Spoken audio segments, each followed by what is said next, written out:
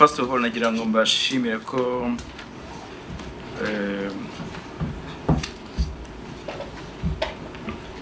muri hano muri iki gitondo. Nagira ngo muri iki gitondo twaganiriye n'abadiplomate bari mu gihugu cyacu mu Rwanda.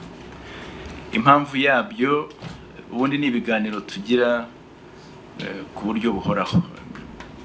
Dushaka umwanya tukaganira n'abadiplomate tukungurana ibitekerezo ku bintu bitandukanye. N'uyu munsi rero icyo kiganiro twakigize, bimwe mu byo twaganiriye ni ikibazo twabagejejeho cy'abantu bayoboye imitwe yitwara gisirikare ikora muri Kongo. Murayizi, myinshi ikora muri Kongo. Muri iyi minsi bamwe bishyize hamwe ngo bashyiraho ikintu cyitwa P5. So bamwe mu bayobozi b'iyo mitwe bamaze iminsi bigamba ko bagiye gutera u Rwanda. Mwarabumvise bamwe bavuga ko bagiye kwica abanyarwanda, ko muri za Nyungwe badashaka ko abaturiste bajyayo, bamwe banabeshya ko bafashe ibice by'u Rwanda bimwe muri Nyungwe n'ahandi. Ibyo bakabivuga kandi bakabivuga bamwe batuye muri ibyo bihugu bihagarariwe hano. Uwitwa Rusesabagina murabizi, ari mu Bubiligi, akaba rimwe na rimwe muri Amerika. Rusesabagina agahaguruka akavuga ati jyewe umutwe wacu witwa gisirikare uzagaba ibitero bizagenda gutya. N'abandi abitwa Bantirikina bari mu Bufaransa, n'abandi bakayumba bari muri South Africa, bitwa Bahimbara baba muri Canada. Abantu bavuga ko bagamije kugaba ibitero mu Rwanda, ibitero byica abanyarwanda, kandi baba muri ibyo bihugu byo hanze, ndetse bamwe bafite n'ubwenegihugu bw'ibyo bihugu. Icyo ni ikibazo twabagejejeho twumva bidakwiriye ko umuntu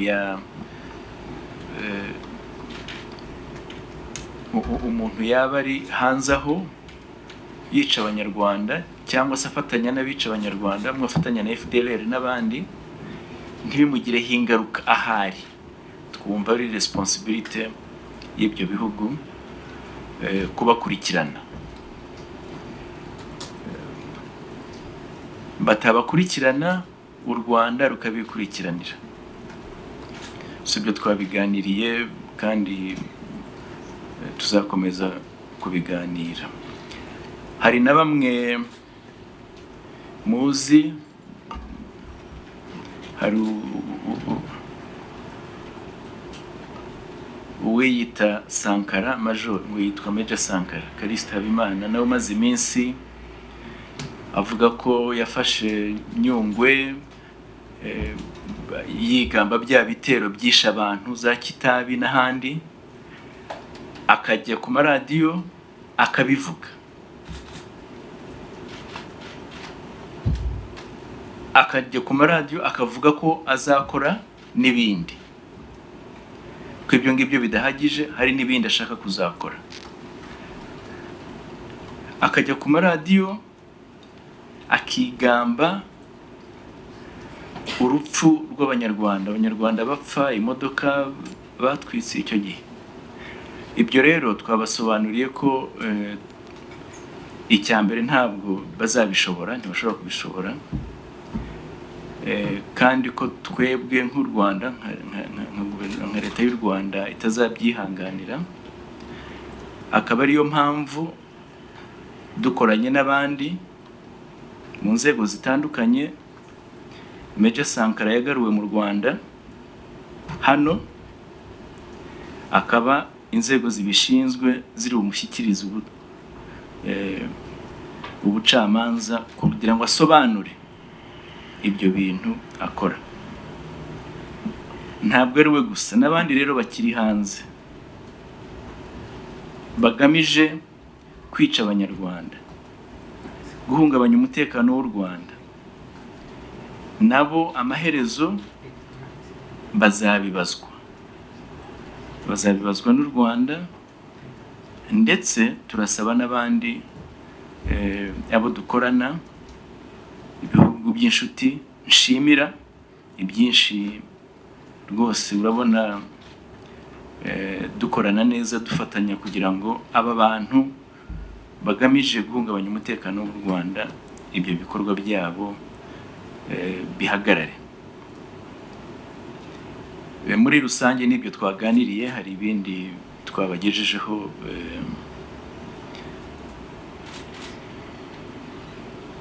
yaba muri politiki, yaba mu bukungu, ariko cyane cyane muri iki gitondo n'ibyo twaganiriye n'abadiplomate. With those few remarks, why don't I open it up for any comments, questions, etc. Why don't you manage this? Yes.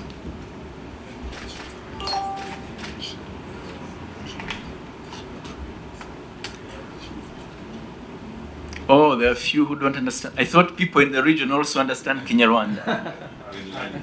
Yes.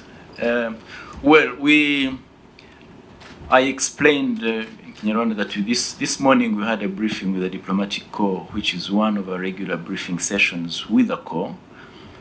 This morning's briefing session was aimed at exchanging views on recent developments in our country. Specifically, I updated them on the security situation in Rwanda. Rwanda continues to be safer today than it has ever been in its history. And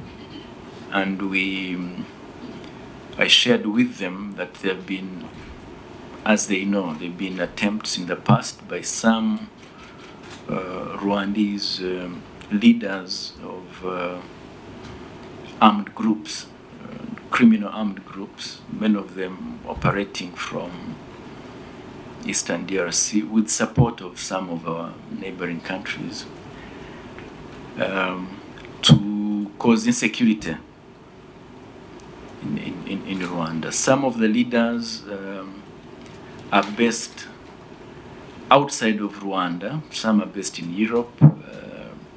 A man called Rusesabagina, who has claimed responsibility for some of these attacks, is based in Belgium, has Belgian nationality, travels to the US.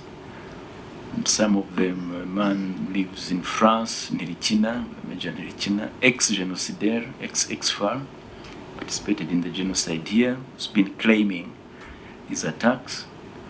Kayumba Nyamwasa, who you know, lives in South Africa, and his other people, the Himbaras, Mkangusi. These are people who live in Canada, in Belgium, that some live in the Netherlands. There's one who is even a legal representative of RNC in Germany, and so on. So there are these people who live outside of Rwanda, are causing insecurity in Rwanda, and yet claim protection of the countries where they have sought this nationality when they are being asked to account for their criminal activities in Rwanda. And this is an issue we've put before our partners, different countries. We think it's not acceptable. This state of affairs is not acceptable. A number of the countries, of course, have worked with us to either prosecute them or extradite them. But those that have not been yet prosecuted or extradited, we are asking that this be done. The most recent egregious example is of a man called Calixte Habimana, who calls himself Major Sankara, you know, who in the last month has been claiming his group, the FLN, his group, has been claiming responsibility for the attacks in Nyungwe, Kitabi, Nyamagabe, Nyaruguru, that killed some Rwandese. To one point, they even burnt a vehicle. So he's been publicly claiming responsibility for this, and also claiming that he's planning many other activities, many other terrorist attacks. We did not take this lightly, and so the government, working through its own diplomatic and other means,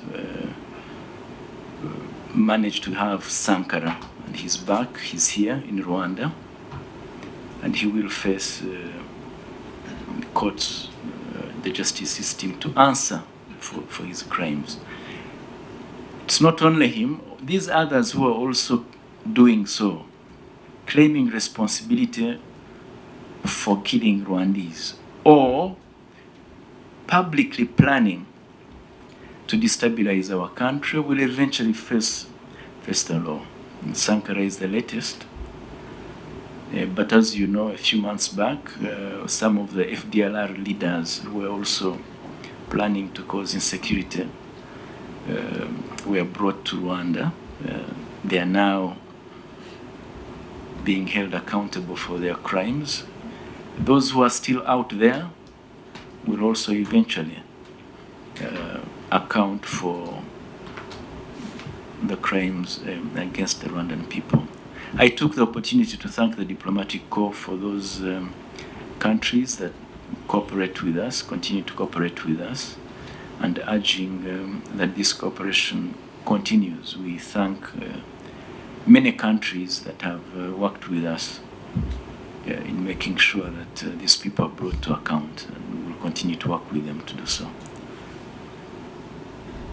Thank you, Minister. We'll take a few questions from local and international press. I'll start with press. I would like to know, in regards to Sankara, was he brought to Rwanda along with any other member of his group? Thank you. He's here as Sankara. And some of the members of his groups are no longer alive. They lost their lives in Nyungwe. So, but he's here. take one from. Murakoze hano.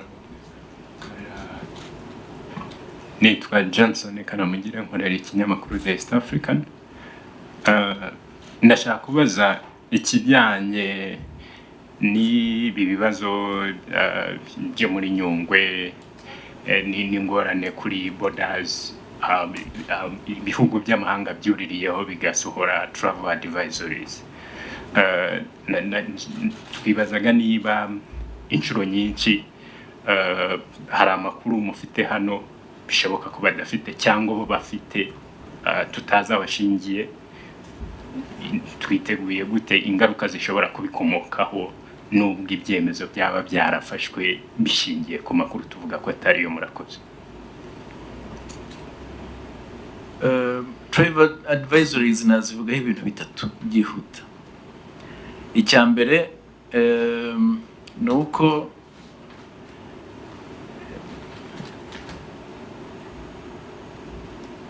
zimwe muri zo zashingiye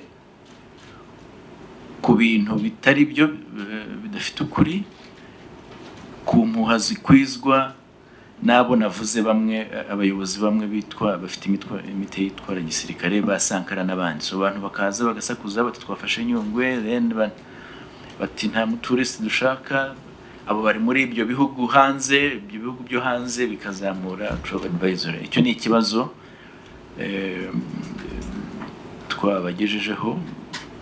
Ntabwo nibwira ko bafite amakuru arusayo dufite. Ntabaturusha amakuru ku gihugu cyacu, kandi tuzi ko igihugu cyacu gitekanye. Icya kabiri nuko hari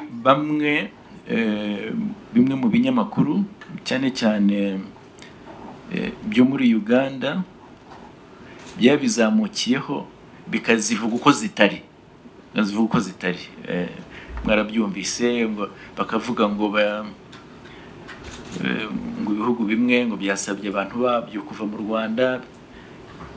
Nkabona na bamwe mu banyarwanda nabo babivuga batyo batazi aho byaturutse. Ibyo ntabwo byari byo, kubera ko iyo urebye izi travel advisories inyinshi iyo bazamuye u Rwanda risk level, iyo bazamuye risk level ku Rwanda barayijyana ikangana n'iy'Ubufaransa n'iy'Ubwongereza. Murumva rero igihugu cyacu ikikwereka umutekano w'igihugu cyacu ko uhagaze neza, nuko iyo bazamuye risk level igenda ikangana n'iy'Ubufaransa n'iy'Ubwongereza, meaning yuko even with the current travel advisories still igihugu cyacu kimeze neza, umutekano wacyo umeze neza. Cya gatatu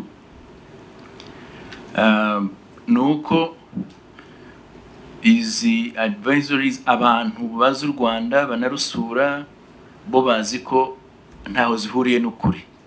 N'ikimenyimenyi ba mukerarugendo haba muri Nyungwe, haba muri Birunga, haba n'ahandi barakomeza kwiyongera kuko bo baba babizi abantu bazi ukuri, bo barakomeza gusura u Rwanda rwacu. Cya kane ariko navuga nuko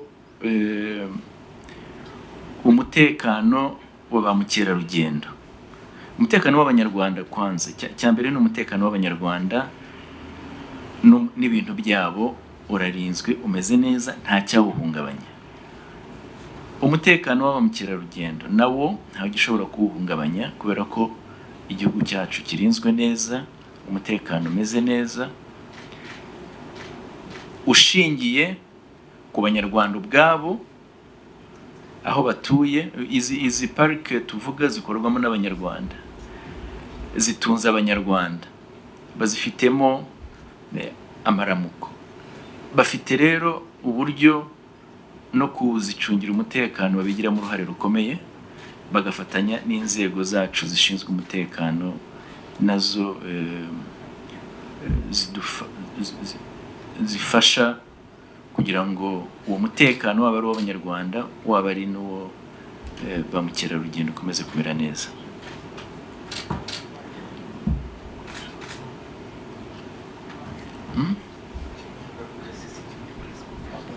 Murakoze nyakubahwa Minisitiri, mwavuze imitwe yitwaje intwaro yitegurira mu bihugu bimwe bihagarariwe hano, ariko hari n'indi kategori y'imitwe nibyo dusaba mu binyamakuru cyane cyane byo mu Bubiligi ko nko mu Burundi umutwe wa FDLR wegereye. Ibyo ni concern y'u Rwanda, mwe murabizi. Murakoze. Abarinda umukuru w'igihugu cy'u Burundi ntabwo ari concern y'u Rwanda. FDLR se barinda ndeko bazi kwica gusa. Aho FDLR bagiye barica, igihugu cyabemereye ko bajyamo kigira umutekano muke. Ibi turabizi. FDLR barisha hano, baragenda bajya muri Kongo barica, abo bafatanije nabo bafatanya nabo barabica. So rero ibyo by'i Burundi icyo nakwemeza nuko FDLR idashobora kuzana umutekano mu Burundi, yaba ari ku bantu cyangwa ku gihugu. Ikindi kuba baba bari i Burundi niyo mitwe yitwara gisirikare ifatanya n'u Burundi, ibyo byo nibyo aba bayobozi navuze bari hano barabivuga, ntabwo ari natwe tubivuga gusa. Ubwo ubufatanye bakura muri Uganda, ubufatanye bakura mu Burundi barabivuga. Icyo navuze gusa nuko ntacyo bizabagezaho. Abagerageza guhungabanya umutekano w'u Rwanda bibagiraho ingaruka bo ubwabo. Ababigiramo uruhare bagiramo ingaruka, bigiraho ingaruka n'abo bayobozi nabo bikabagiraho ingaruka. Bashatse rero babireka. Go ahead.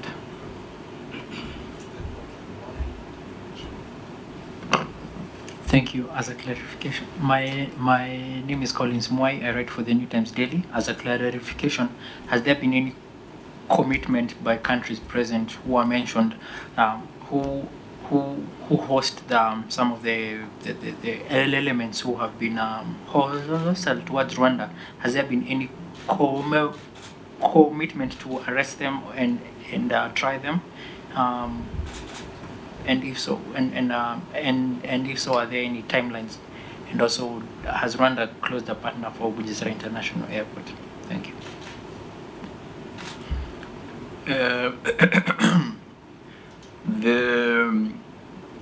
The Dean of the Diplomatic Corps spoke on behalf of colleagues, and the countries reiterated their commitment to work with Rwanda in getting these people account for their activities. We did not discuss timelines. As for Bugesera, work is ongoing, construction is ongoing, Bugesera is on course. There's no problem with it.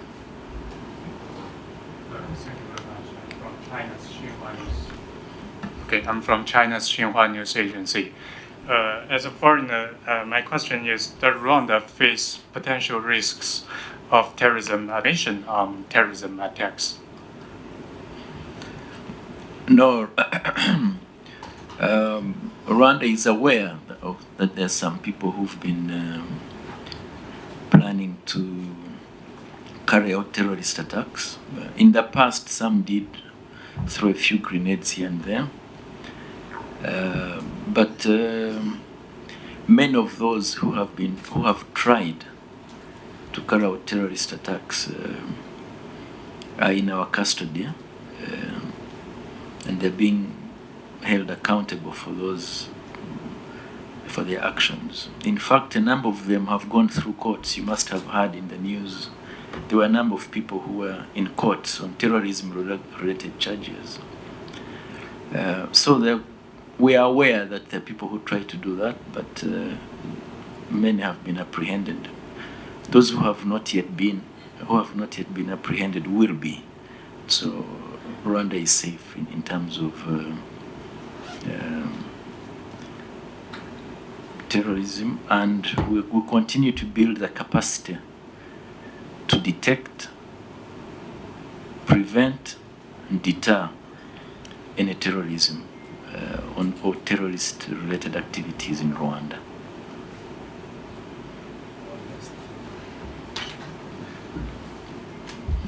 Thank you very much.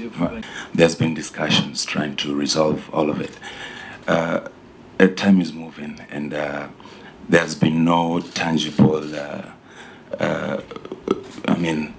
commitment or any will to comply from Uganda.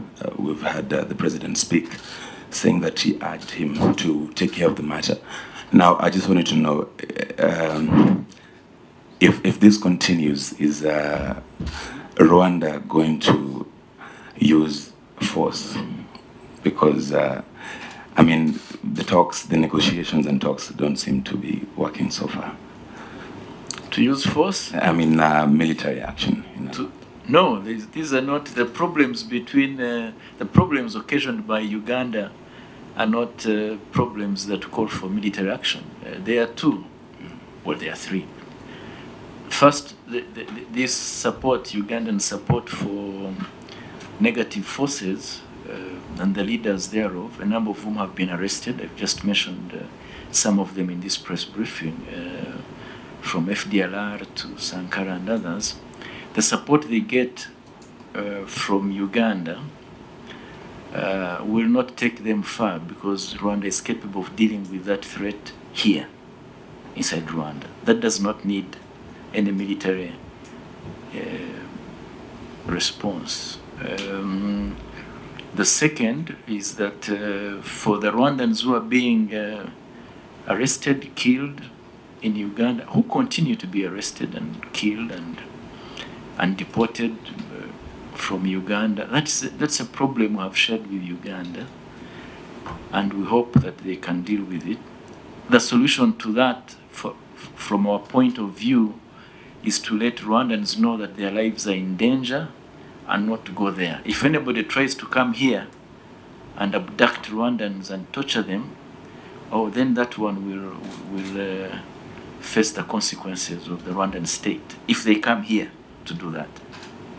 But for those who are in Uganda, we ask Rwandese not to go, to stay here where they are safe, or to go to countries where they are safe. So what about those who are still there? The what? Who are still there, who are still in prison and being tortured? No, you should ask that question to Uganda. They shouldn't be torturing anybody, let alone Rwandese. If people are there, we've asked the question.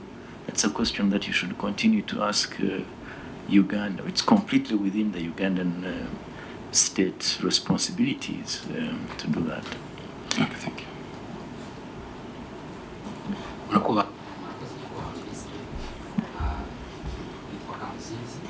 Nitwa Kamuzinzi nkorera Kigali Today na Keti Radio.